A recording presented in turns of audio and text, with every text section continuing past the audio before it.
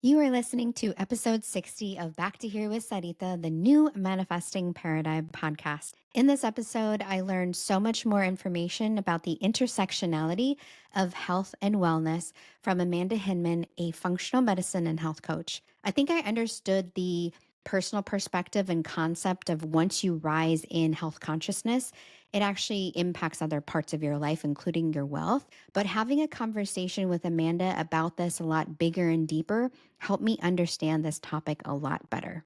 Amanda Hinman is a functional medicine, health coach, and best-selling author. Amanda specializes in helping successful women between the ages of 40 and 60 who are struggling with hormone, mood, and gut imbalance to heal naturally and gain 3 hours of energy daily to feel fantastic. Amanda is also the founder of the Thyroid and Hormone Solution Program, which has helped hundreds of women beat Hashimoto's, hypothyroidism, insulin resistance, anxiety, hypertension, brain fog, weight gain, and a lot more. This episode is loaded with great insights on the correlation between your impact of your health and your wealth and vice versa. Enjoy this episode, and I'll see you in there.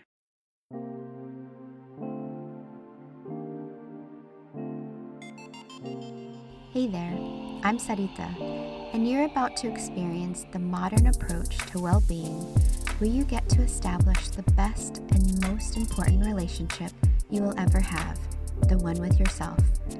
I'm on a mission to help you declutter energy and reclaim your power so you can be a magnet to what you desire. If you're looking for the optimal blend of mindset and healing, you're in the right place. My goal in this podcast is to share tools, resources, and practices that will help you along your healing journey. I'm so excited to be here with you today, so welcome to Back to Here with Sarita. Let's get started. Hello and welcome back to Here with Sarita, the new Manifesting Paradigm podcast. I've got Amanda here that I'm really excited to talk to about some very interesting, integral things around health and wealth, money, and all the things. So Amanda, thank you so much for being here with me today. Thank you, Sarita. Happy to have this conversation because I'm so passionate about how our health and wealth are linked. And really when you elevate one, the other follows. I love that. And we're going to get a lot more deeper into that in this podcast episode because I'm sure that'll be a big thing for a lot of people where it's new to them, this whole interconnection. But before we do all that, I would love to find out from you. And so you can share this with my audience as well and your own story in your own words. What has led you to doing the work that you do? Because I know you do a lot where you work with women and their hormones, and I love that because that's such a needed portion. I'm in that age where it's like starting to be important to me because before it wasn't. And so would love to find out from you, like, what's your story in getting to where you are now, and like how do you help people specifically? Yes, happy to share, Sarita. So thank you. As you mentioned, I am a women's hormone expert. So I specialize in helping women typically between the ages of 40 and 60 in my thyroid and hormone solution program. So it's really looking at the root cause of elevating your health, improving energy, increasing your metabolism, giving you clarity, get rid of the brain fog, get rid of the insomnia so that you can be at your best and really feeling fantastic in your body. And I honestly think that this was like a divine redirection that landed me here in this place. I'd always been somebody who was interested in health and fitness. Back in my college years, I was a collegiate athlete and I just enjoyed exercising, and I used to teach group fitness classes way back when I had kids. Health in my earlier 20s, I defined health as eating salads and smoothies and sweating for 60 minutes plus in the gym, right? If I did those things, I quote unquote thought I had a healthy way of living. And then when I was in my early 30s and pregnant with my fourth daughter, I was diagnosed with an autoimmune condition called Hashimoto's thyroiditis. And at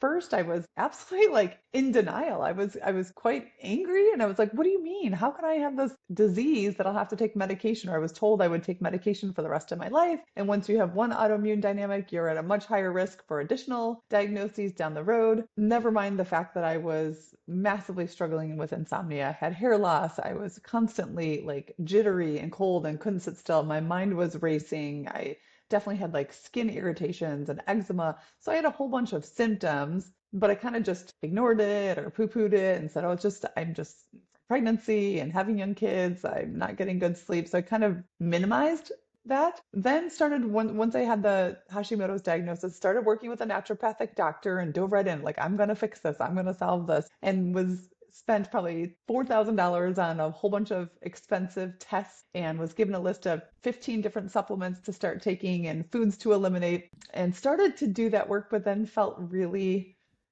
resentful and felt like I was missing, like it felt like my health was such a laborious thing to keep up with. It didn't feel sustainable. And about 18 months after my diagnosis, my oldest daughter, who was 8 years old at that time, had always been anxious. She'd always been like a highly sensitive little girl. And her anxiety increased to the fact where she was having 10 to 15 different seizures in a day. So sorry. Sarita, when I tell you how scary that is as a parent, to go through, it was one thing, for me to have these inconvenient symptoms for my health. But when I saw my daughter, and there were many instances where I thought she may not survive this, that escalated the urgency to a whole nother level.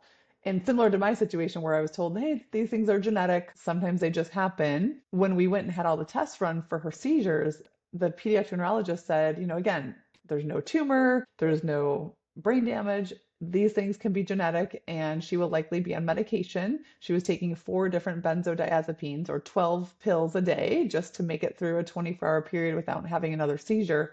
We were Wow. told she would never be able to drive a car, so on and so forth. And every fiber in my being thought to myself, like, this cannot be the whole story. This Something's can't got to be, give. yeah, there has to be Hmm. more that we don't understand. Like how did this just come up out of the blue, right?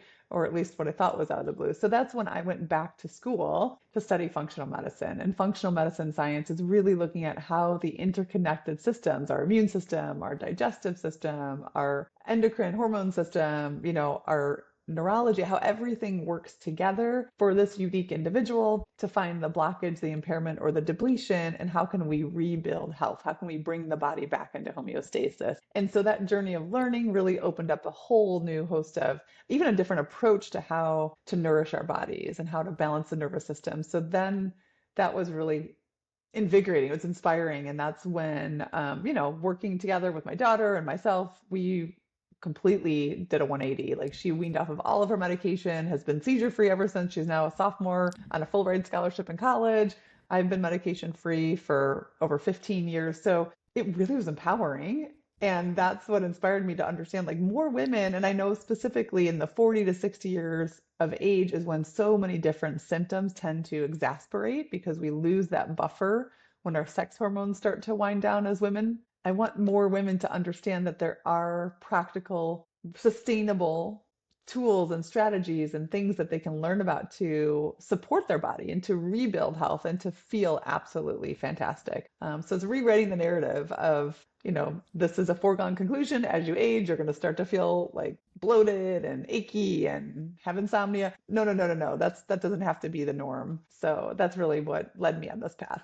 Oh my gosh, what a testament. I love that. What a triumph story that is. And also very reassuring to know that there is not only information out there because we are in the information age, but Mm-hmm. also strategic being able to implement certain things into your life that Mm-hmm. are going to be supportive and helpful to integrate and then also to transcend, and move beyond that and work with the things that have been maybe a belief for a while that you like think like it has to be this way. It has to be this way. Mm-hmm. I know off the top of my head 3 people that have been diagnosed with Hashimoto's disease and who are Mm-hmm. dealing with some very intense results of autoimmune deficiencies and the struggle. My Hmm. sister, for example, is one of those people, and I know her health has been such a challenge for her. And again, there's not a lack of information. It is also just finding out like what works for you, and then finding Yeah. support that's going to be helpful to you, like long term. So I love that. That is such an amazing story. I relate to that, not with the autoimmune impact, but more along the lines of like my wellness and health and well-being. You Hmm. started off by saying like, this thought process in the 20s, like this is, salads and smoothies, and maybe doing like a yoga class a week is sufficient enough. And maybe at that time, because my responsibilities at that time were less. But Hmm. realizing now as a more evolved person, and this is the part that I can't wait to get into because you lightly touched upon this at the very end, is the not only the health and well-being portion of the impact of like who you are as a person, but also the more deeper level things.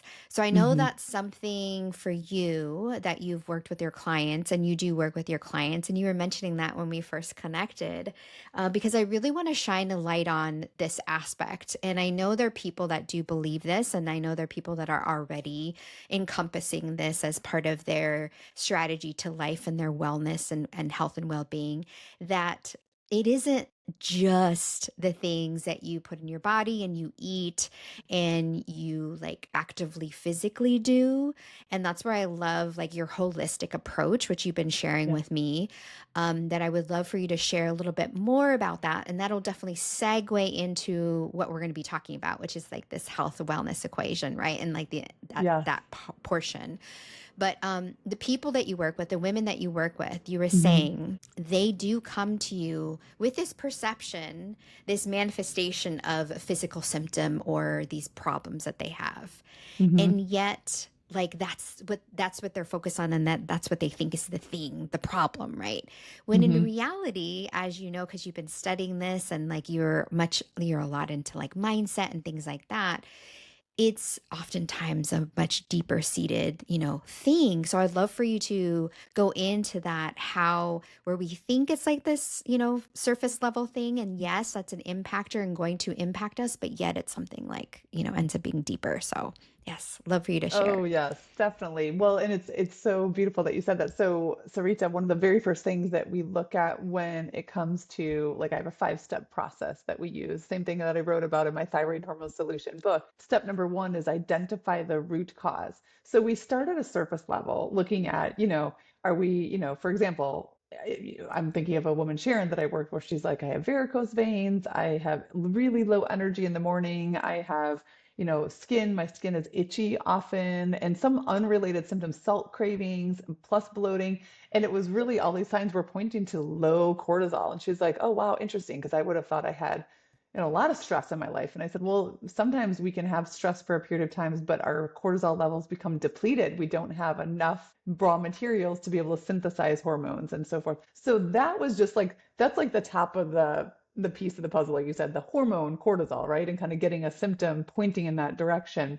And so, and by the way, if your audience is interested, I'm happy to share my free hormone health assessment, which is how Sharon was able to identify, like Love make, that. put the varicose veins and the salt cravings and the different things together, kind of map those symptoms. But really, we were talking about, so let's look at what are the primary drivers cause stress in your life. And for her, again, very common, but she had a high demanding career, like very, very thoughtful in the team that she leads and the projects that she takes on and where she's going. Chronic perception of, I don't have enough time. There's not like, I don't have the bandwidth to do the things that I'm wanting or expecting to have done in my life. And so it took a lot of and then later on we talk about replenishing nutrients, getting that good digestive health and microbiome. But another part of the process is step four is rewiring the brain. Neuroscience, I think, is an absolutely essential piece of sustainable health improvement.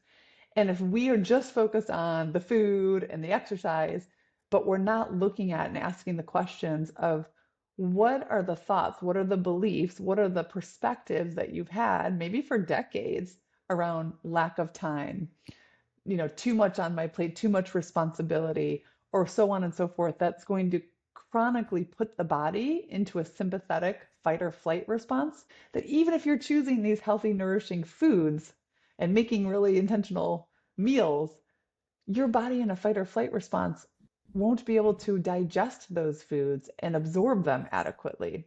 So it's not really doing the full effect that you were intending, right? So we get to Mm, look at those deeper layers of saying, like, where is this belief of not enough or I'm not good enough? And it usually comes down to self-worth. So definitely. much of the work that we do is really having the space look at those harder questions and then start to practice and play with, well, what would it look like if I just shifted? Even, and again, a lot of times it's like, let's do a 2 week trial. Let's do a 2 week trial of you're going to allow yourself the gift of starting your morning for the first 30 minutes are dedicated solely to your self-care. Instead of waking up, rushing into the day, checking an email, getting on top of your team projects or communication, the first 30 minutes are dedicated to you maybe spending 5 minutes to do some breath work, 10 minutes to journal Love and that. really kind of process and see where you are with your emotions and where your intention is for the day. It's amazing how powerful these deeper strategy, I'm saying deeper, but these like self-care strategies are for bringing to the surface the underlying limiting beliefs that are running the body on that fight or flight response Mm-hmm. chronically, Mm, right? And if we yeah. don't expose them and then create new patterns of thought, new opportunities to practice, and really neuroplasticity, I teach a lot of the science, so it's not airy fairy. It's like, no, there's real data to show that when we put these things into practice and when we have certain tools, you literally can reorient how you perceive your world and what's possible. That's so real. The time manifestation, I just relate to that so heavily. The time Mm-hmm. manifestation where it's like, don't have enough time, always have to be on the go, have to be. And that's such an impactor. I know for me personally, and that just hits home so heavily your client that you were talking about.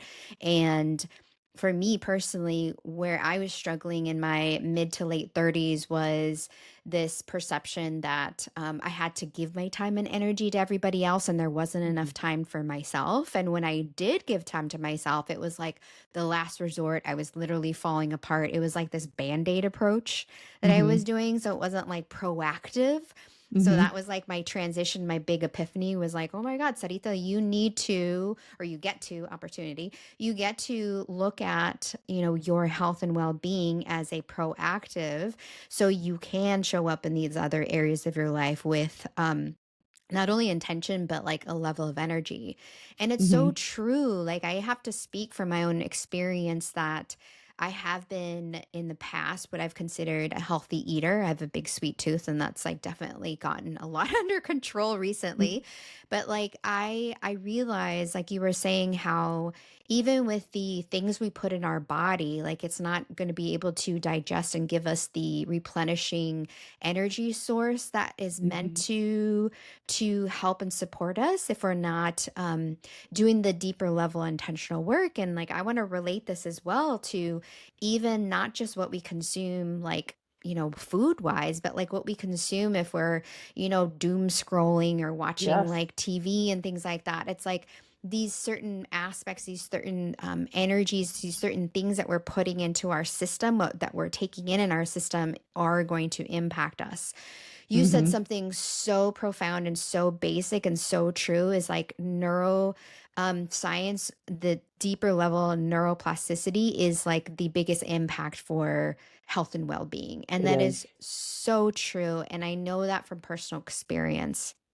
And so I love, this is where me and you vibe. Like we Mm-hmm. definitely the well-being, like the bigger picture, and also the deeper level work, which is the neuroscience behind things. I bring a lot of that to my manifestation work. I love the Mm-hmm. woo-woo, and that's how a lot of people get formally introduced often through the law of assumption, law of attraction, like all that stuff through like a very spiritual lens. And so my approach definitely has that component, but also really the science based parts of Mhm. that. So I love that you are integrating that, because I'm sure as well people are coming to you for these like surface level manifestations, right? And that's Yes. oftentimes what we think is the problem, when in reality, I love that you are helping your client in realizing that she's worthy of putting time and effort and energy towards herself. So Mhm. that is so so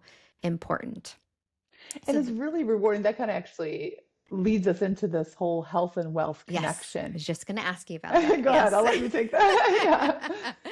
Love that. So, yes, this segues so beautifully into the meat and potatoes of this episode, which is Mm, the health and wealth, as you call it, equation. So, this mhm, interconnection of your health and your wealth. And so, before we jump into like the actual equation and the how it's correlated and the perception of it, I want you to in your own like personal experience and like working with clients, because people have a lot of story around wealth and a lot of story around health. Oh, mhm, health looks like this, what I see on TV, and wealth looks like this that I see on Instagram or TV, right? Or movies. mhm, So I would love for you, just in general, just to maybe take out like the story of that, and just basically share like the health, what health and wealth is first, and then we'll go into the actual like interconnection. mhm. Yeah, so well, so health, and I'm just going to speak from my personal Yes, experience, right? please. So health to me looks like I have the capacity to show up with energy, with focus, with curiosity Love and that. enjoyment routinely in my life. Now, it's never going to be a steady state. There's always ebbs and flows and days where you're a little bit lower and days where you're really energized and on fire. Yet it's this rebound and this ability to quickly, if you have a day where it's kind of lower, even here today in Chicago, it's a rainy day, it's been pouring all day, it's kind of gloomy outside. And it's like, okay, sometimes those are days to be a little bit more low key and a little bit more internal, and that's great. And it's very quick to know, to really be empowered and to know what does my body need and how does it work well in terms of fueling my food, in terms of, like you said, what is that self-care routine and practice with my mental space, with carving out a little bit of quiet destimulation, time where it's like, okay, it can be really grounded and centered, and also have the movement pattern. So it's like it's a kind of like combination of like what are the secret sauce aspects that allow that consistency of energy, of metabolism, and of vitality to be readily accessible and available. That's what health looks like. And it's different for everyone. I don't think there's a cookie cutter Yes. plan. I Right. believe in becoming intimately connected with your body and intimately aware of what works for you. That's why, again, it's a collaboration when I work with clients. It's not like, oh, here's the process, here's what you eat, here's how you exercise. It's really this back and forth collaboration and experiment so that you now know you're in the driver's seat. You now know what works really well and at different seasons of your life.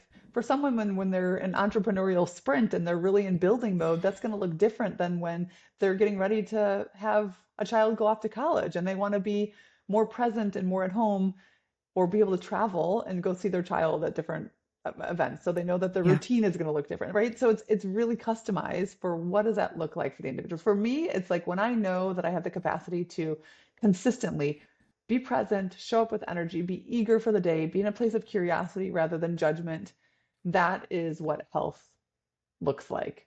When Love we that. talk about wealth, Wealth. right? So wealth, obviously, the most common place that people tend to think is a financial number. Like, Right. is it an income number? Is it a asset number that you have in the bank? What does that look like financially? And yes, wealth from a financial perspective is an important part of the equation, and it's definitely a force that we all have our own relationship with. I like to expand that because wealth, in terms of wealth of relationships, wealth of the quality connections that you have in your friendships, in your family, in your, you know, inner circle of people, wealth of opportunities.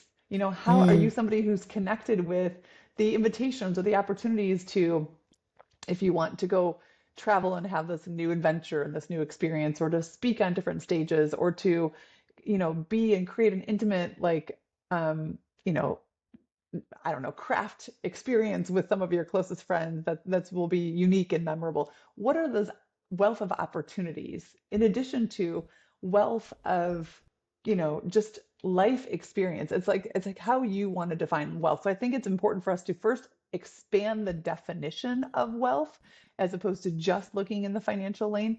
And when you have that sense of deeper inner knowing about what we're talking about, the health piece, like, what makes you click, where you prioritize your life and how you live in a place of vitality, consistent energy, resourcefulness, curiosity, and eagerness. That's only going to naturally translate into these other areas of financial opportunities, of relationships, of new experiences and adventure. You know what I mean? They kind of go hand in hand, but I do like Yeah. to expand that definition of wealth for many of us, because it's Yes. a critical part. I love that. Yes. And that's why I asked you in your own words to define, what health is for you and what wealth is. And I love that because we get to define what that is for us. And like for Mhm. me, like, very similar. Health is vitality, wellness, and being able Mhm. to have my best foot forward, have the energetic capacity to give to the things that are really aligned with me and what Mhm. I really love. And wealth, very similar to you as well, is abundance, having those Mhm. abundant opportunities, having abundant experiences, having an abundant bank account, and all that stuff. So, Mhm. very important for the listener to define what those things are. And now we get to segue into how are these two intercorrelated? So, what is this connection that you've seen from your own personal experience when it comes to amplifying, your health and how that's shed light and been able to amplify areas of wealth in your life, and then Mhm. also to your clients as well? Well, in my personal experience, very straight correlation of when I had this health, like I said, this health transformation process for myself and my family completely energized me for this work. I mean, it launched my Yeah. business, which now is providing great financial, return as I continue to serve and to support hundreds of women every year. It's this opportunity to, honestly, it wasn't even well, actually, I shouldn't say that. Early on, I remember when I was in high school, one of this sounds kind of silly looking back, and I remember thinking like, oh, when I'm older, I want to have children because my mom was a stay-at-home mom. I want to have kids and I want to be a fitness instructor. So I always knew I wanted to do something kind of related to health, but really, let's be honest, the earning potential to be a fitness instructor is not that high. Yeah. Like you get paid, 30, $40 a class that you teach. How many classes are we Right. teaching a week, right? Yeah. So I hadn't been oriented or wasn't thinking even in the realm of being able to combine my passion for health and wellness with income potential, with, that as an opportunity until obviously going through this experience. So that is a direct correlation. And I will say for my clients, like a woman Shannon and I working with, so when she invested in her health and really we did the inner work of allowing her to set some loving boundaries with her team, really prioritize her action steps and how she's setting up her daily calendar to support her health, her business doubled their income in Q1 this year. Wow. So she's like, I was astounded, but it forced her to lead in a different way. It's interesting how sometimes that forced efficiency, like when we're carving out part of the pie to utilize time for self-care and different wellness routines, then that means time that was spent maybe in other areas is condensed and it's shortened. So it forces innovation and it forces efficiency. So she's Mm. like, our team meetings got so Mm. much more effective. That means the whole return for our clients was more effective. So it's interesting to see how that actually forced innovation improved the bottom line in her business, right? That's just one example. Another client, Mariam, she actually had a scenario. She had a different scenario where her health, when she really got to the place of like, you know what, I've had this scare with a lump in my breast and I'm going to get some help. I want to understand what's going on hormonally in my body. I want to understand why we discovered she had estrogen dominance and her body was not processing estrogen effectively. got her support, really set her on a path to change that whole dynamic in her body, was able to save $5,000 and cancel a lumpectomy surgery. So hers, it was like a Mm, health savings, like a financial savings because of, again, investing in knowing her body, understanding what it needs, respecting the signals that her body was showing her, and then changing her daily habits and her routines that quite literally resulted in savings of not only the financial savings, but the peace of mind and that experience of going through a painful surgery and the recovery and all of that stuff, right? Those are just some of the pieces. And then I'm thinking of another client, Susie, who, from her perspective, it was a massive change in her relationships. So she had struggled with some dynamics with her in like her extended family, internal dynamics, and so forth. And part of the things that we explored is sources of stress. What were the things that were really allowing her body to be in this fight or flight response and feel a lot of anger and resentment? Do that neuroscience work to recognize new patterns, release some of those old, perceptions and judgments that she had, and just accept, like, let, kind of like the Mel Robbins, let people be who they're going to mm, be. It doesn't necessarily have to harm or impact you. Let them be who they're going to be. And that opened up taking family vacations together that for years mm. their family refused to do it. So talking about memories for her kids with their cousins, because now the wealth of relationships was expanded, right? So it translates Yeah. into so many different areas. But I do think, because especially as women in this season of life, when we're having those flares, like the body's giving us cues and clues because symptoms are speaking to Mm, us, that oftentimes is an invitation, if we're willing to get curious and willing to say, yeah. like, how are these symptoms here to teach me something? How are they here to help serve me? So that you can then dive in and learn and become more intimately connected to your own body and your own thought process, which, when you shift it around a little bit, can have some beautiful blessings on the other side. Yes, it can. You use two words that are really sticking with me, prioritize and invest.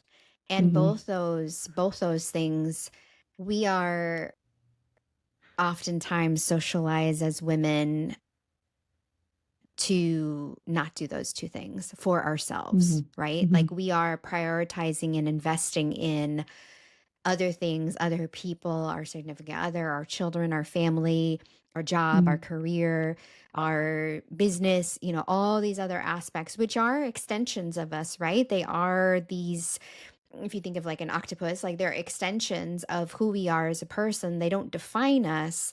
Hmm. And oftentimes we forget, and I'm speaking from major experience here, that investing in our own time and energy is actually going to be the key, because that's what you're saying with every single person that you have shared with us as their transformation has been those two things: the investment of time and energy into themselves and prioritizing, right?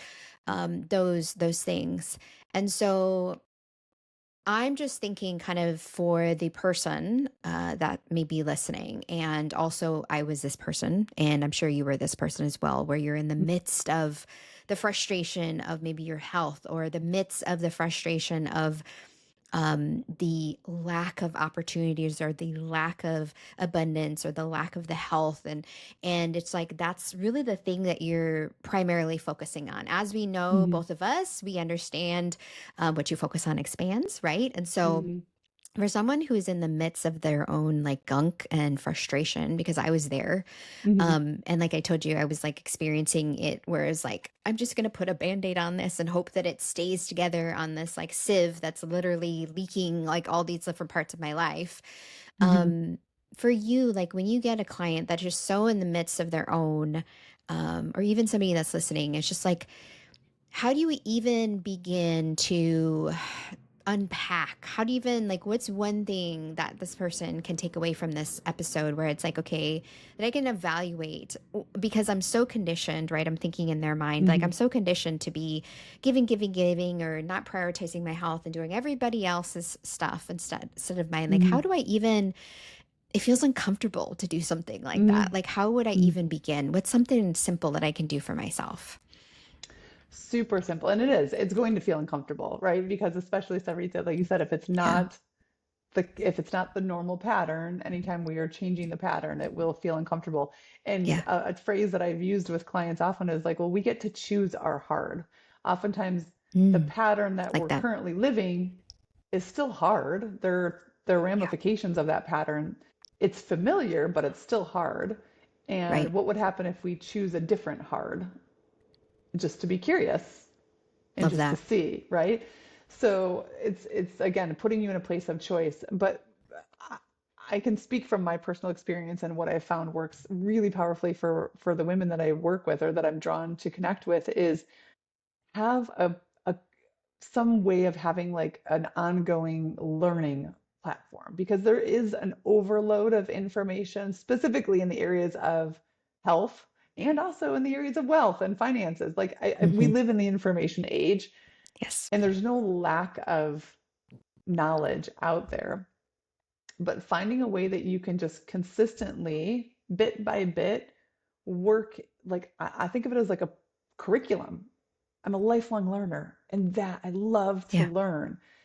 And I almost want somebody to hold my hand and just kind of say, okay, like let's start here and let's take this little step. If there's some baby step that you can take, if there's anyone in doing it with, a mentor or a podcast or something where it's like, okay, this is something that I resonate with, that I can start to build from, but find something that it's not going to just be a one time, one it's and done, and then it's going to go in one ear, out the other ear, but something where you're going to consistently come back to learning and being tuned into possibility, being, surrounded by whether if it's health, right? If it's health symptoms or hormone symptoms, what would that look like to learn more about foods, to learn more about, my nervous system and how this affects different gut health and things like that. What does that curriculum look like to set myself up for many weeks and months to just kind of be immersed in the experience, right? I think of like what do you have on surround sound in your life?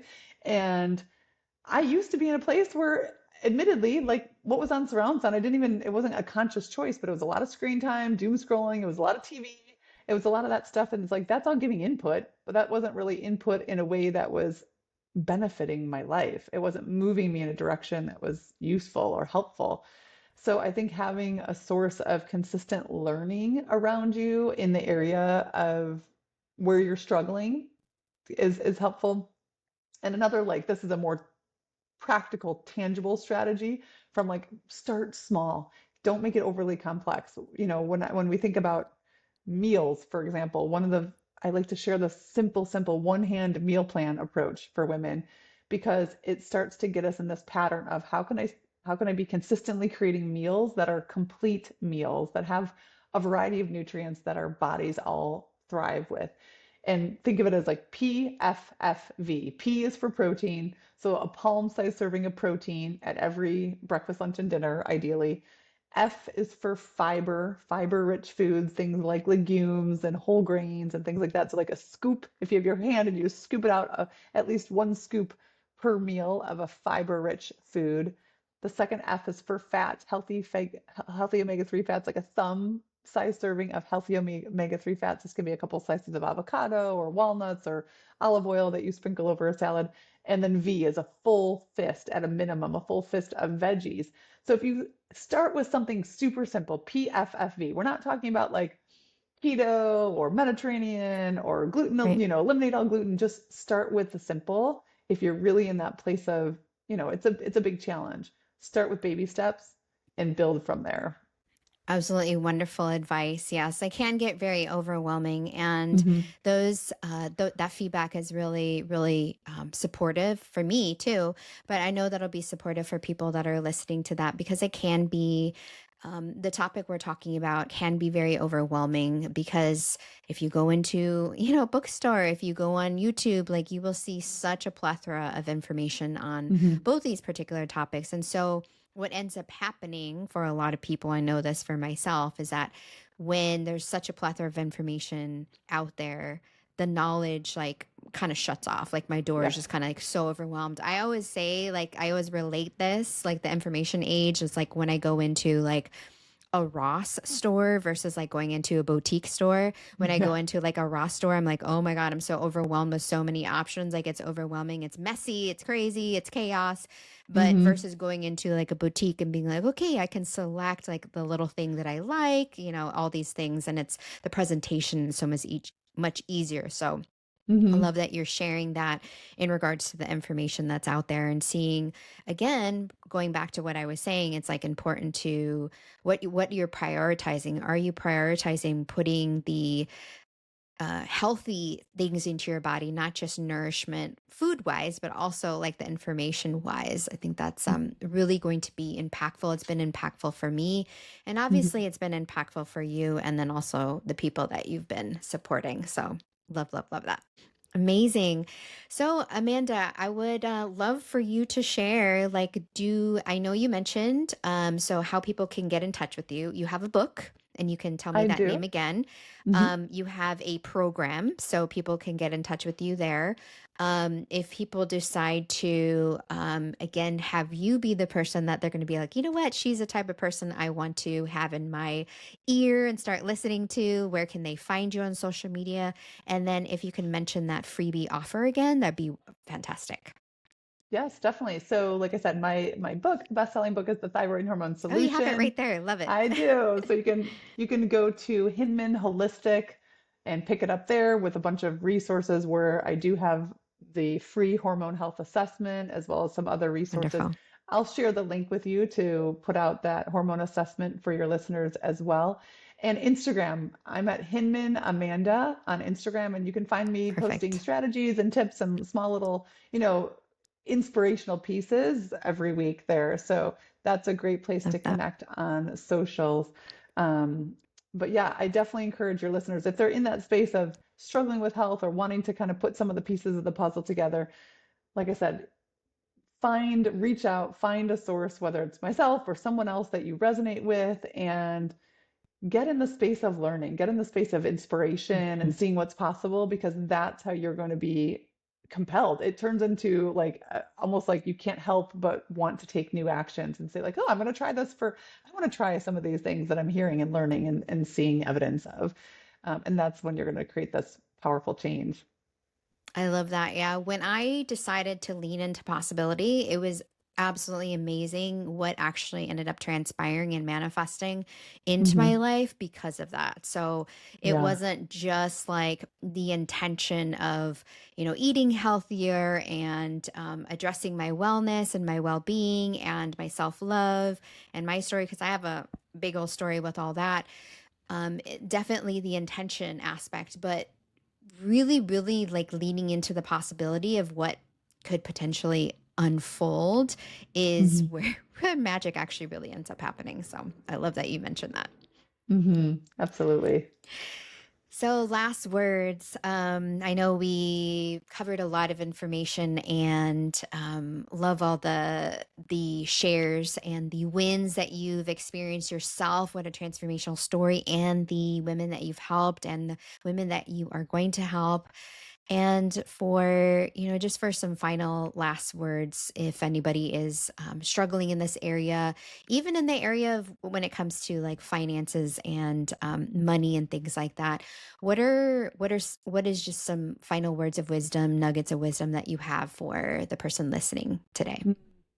I think it's when you're in that hard spot, like we've both been there, right? It's Yeah. really, it can be really uncomfortable and really, really challenging. And I think sometimes you have to give yourself permission to just feel the suckiness and feel Yeah. it. And don't try and bury it or Amen to that. cover it up and disassociate. Like allow yourself to be in that, because that actually is going to become the catalyst and the focusing agent for where you're going to go next. I think myself, I can look back and recognize how for years I was self-medicating and I didn't realize it. Like I had a habit of just like after I get the kids to bed when they were little toddlers, I'd grab a glass of wine and grab some chocolate and veg out on the couch and like, this is my time, right? That was just self-medicating. I was just in the space of where I was completely depleted, but rather than recognizing what my body was really needing and asking for, I wasn't yet willing to see that or sit with it, you know? So it's okay. It's okay to be in the suck sometimes and to know that when you're in that space and you allow yourself to feel it, that's when you're going to turn a corner and that's when new possibilities open up. And also allow yourself to be witnessed in that space too. Because there are so many great resources, whether it be yourself, myself, other, there's so many great resources, and especially as women, that's part of the transformation is when you can be witnessed as your whole self and your real authentic self. That's part of the nervous system healing that takes Mm. place, rather than hiding. Yes, heal it to feel it. So true, Mm-hmm. so true. Mm-hmm. And you touched upon this. Being in gentle inquiry, that's my phrase that I've been saying now, is being in a non-judgmental inquiry when like emotions and feelings come up and all that, and just Mm-hmm. feeling those emotions, riding the wave, going through the process, and then also being that gentle observer to see like, okay, like why am I feeling like this? Where is this coming from? And then also that'll, like you said, it'll be the fuel for the fire to help you through the larger part. So love that. Mm-hmm. Thank you so much, Amanda. It's been such a pleasure speaking with you today on the podcast. I really appreciate all the work that you're doing. It's so needed. And the very unique approach that you have that's very holistic. So it's not just like a one size fits all. Like that is so important to me, to shed light on people that are doing work that is definitely not going to be cookie cutter. That's going to be so tailored to every person's individual needs. So love it. My pleasure. Thanks for having me on the show. It was definitely a great conversation. Amazing. And thank you so much, everybody, for being here today. And as always, I leave you with keep being the amazing you that you are. And we'll see you next time. Take care. Hey, love. Thank you so much for tuning in to today's episode.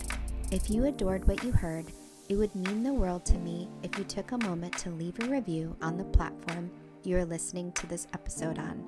By doing this, you are helping my mission to impact other women with their healing journeys. If you aren't already following me on social media, make sure to connect with me at Sarita Wellness to get your weekly dose of inspiration. I can't wait to be with you in the next episode, but in the meantime, keep being the amazing you that you are.